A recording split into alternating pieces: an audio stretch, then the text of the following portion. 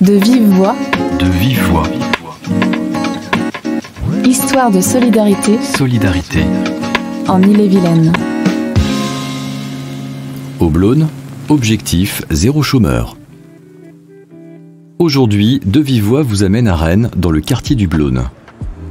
Entreprise à but d'emploi, Blône-Up a embauché une dizaine de personnes dans le cadre de l'expérimentation Territoire zéro chômeur de longue durée.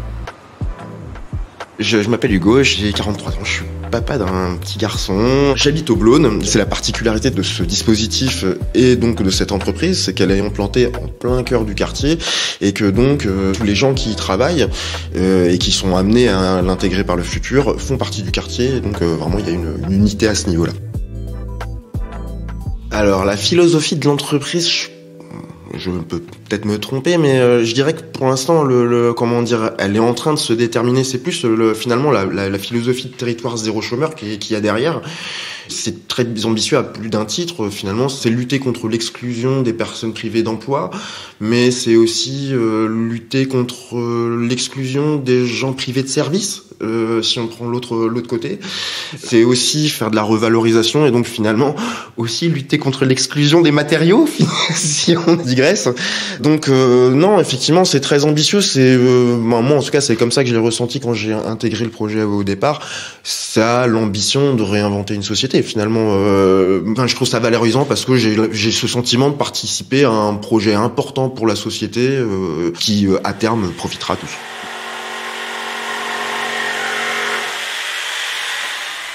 Eh bien, je fais un labyrinthe pour billes, mais multijoueur. C'est un labyrinthe qui va se jouer à 4 joueurs. Chaque joueur va tenir un coin du labyrinthe. Et donc, il va falloir se coordonner pour ramener la bille du début du labyrinthe jusqu'à la fin. Ce qui, je pense, ne va pas être évident. J'ai un parcours que je décrirais moi-même de très chaotique. J'ai fait tout d'abord des études en informatique industrielle. Malheureusement, je suis sorti de l'école à un moment où la conjoncture était difficile pour les informaticiens. Du coup, suite à ça, j'ai fait beaucoup de boulot alimentaire dans des secteurs très variés. Je vois mon vécu jusqu'ici comme très riche en expérience, mais peu valorisant socialement en fait. Et donc justement, je trouve que ce que me permet Blône-Up aujourd'hui, c'est de valoriser ce que j'ai jamais réussi à valoriser avant. Et ça, c'est chouette. Je suis arrivé ici avec une relation avec le monde du travail un peu compliquée. Je le dis franchement, une relation qui m'a écorché un peu tout au long de ma vie, qui m'a écorché dans les rapports humains. Et aujourd'hui, je suis vraiment ravi d'arriver au travail tous les jours et de rencontrer des collègues et des encadrants qui sont dans la bienveillance, dans le souci de garder une direction commune et d'être inclusif et d'oublier personne derrière, et ça me correspond bien. C'est une famille. C'est une famille et j'en suis fier.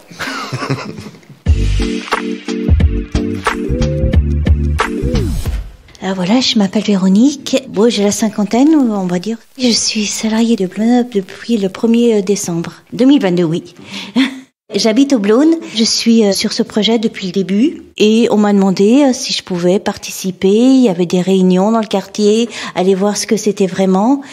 Et c'est là que moi et Patricia, on est arrivés. C'était vraiment, oui, un projet vraiment intéressant. C'était vraiment fait pour nous, quoi. C'est ça qu'il faut au Blône. Je m'appelle Patricia. Moi, j'ai démarré depuis juillet 2019.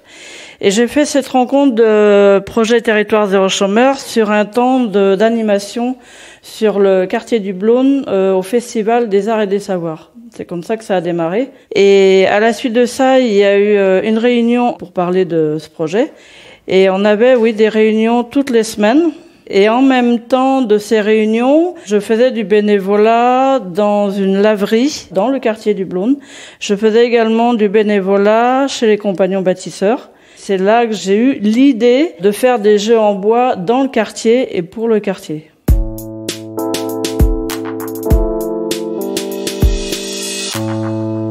Qu'est-ce qu'on fait dans l'entreprise Blône-Up? Alors, on y fait de la couture, on y fait aussi de l'accueil, on y reçoit aussi le relais colis, du service à la personne et puis aussi l'atelier bois.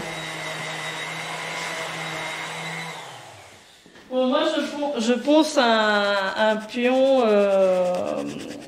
pour le jeu du morpion.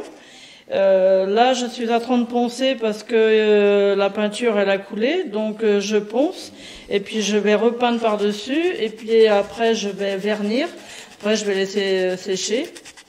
Et puis, mon jeu, il sera presque terminé. Pour moi, il faut pas jeter le bois.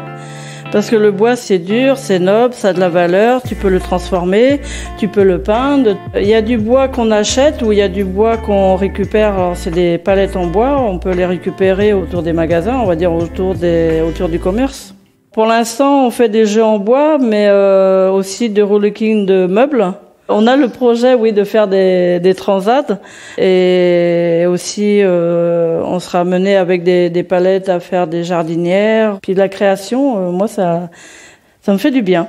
Ce qui est bien, oui, c'est qu'on peut apprendre aussi. C'est ça qui est bien, donc, à mon âge, j'ai appris à coudre.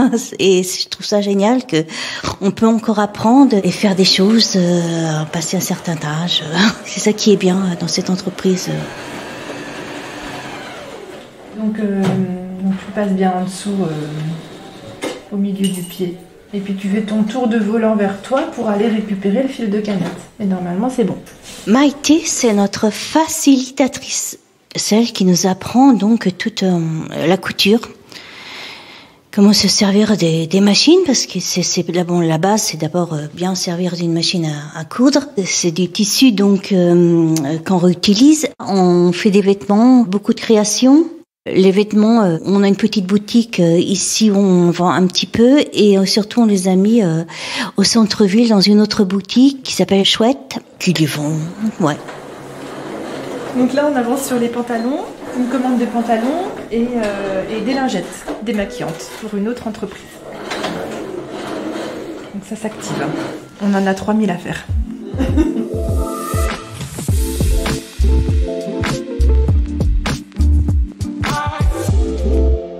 Moi, j'ai fait un peu de couture, mais c'est vrai que ma principale activité, c'est de fabriquer des jeux géants en bois.